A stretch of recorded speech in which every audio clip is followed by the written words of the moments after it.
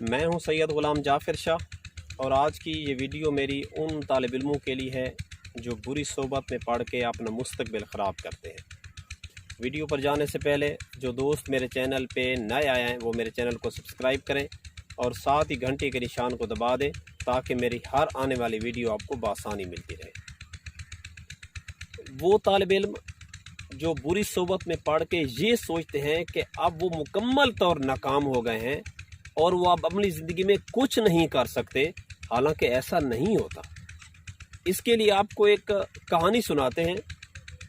ایک لڑکا تھا جس کا نام علی تھا، وہ بہت ذہین تھا۔ ذہین ہونے کے ساتھ ساتھ وہ بہت محنتی بھی تھا۔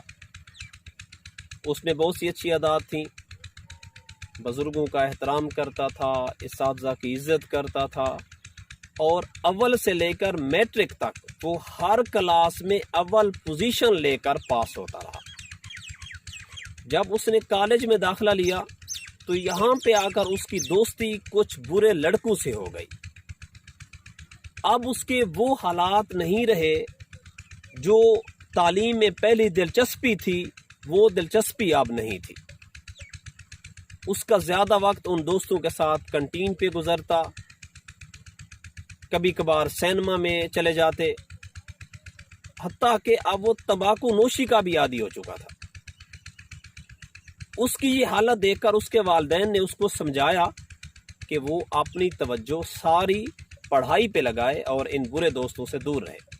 اس پر اس نے جواب دیا کہ میں بچہ نہیں ہوں، میں اپنا اچھا برا خوب جانتا ہوں اور مجھ پہ ان برے دوستوں کا کوئی اثر نہیں ہوتا۔ میں اپنی پڑھائی دل لگا کے کر رہا ہوں۔ وقت گزرتا گیا، 11ویں جماعت کے امتحانات میں جب رزلٹ آیا وہ ناکام ہو گیا۔ اس بات کا اس پر اتنا اثر ہوا کہ وہ گھر میں رہنے لگا، اس نے باہر جانا چھوڑ دیا، پڑھائی کو اس نے خیر باد کہہ دیا۔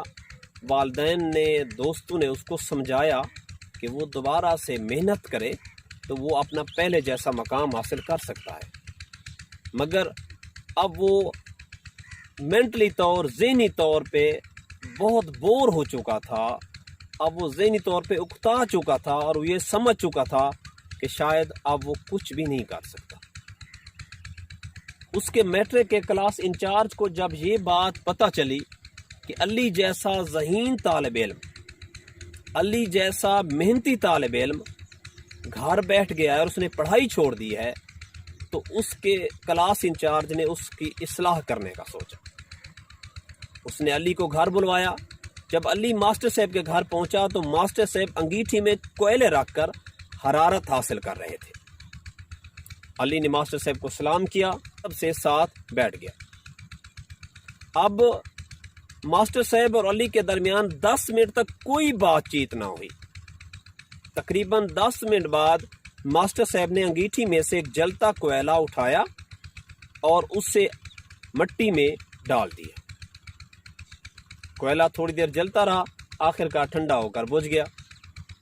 اس پر علی نے ماسٹر صاحب سے پوچھا، ماسٹر صاحب اگر یہ کوئلہ بھی آپ وہیں انگیٹھی میں رہنے دیتے تو دوسرے کوئلوں کی طرح یہ بھی ہمیں حرارت دے رہا ہوتا۔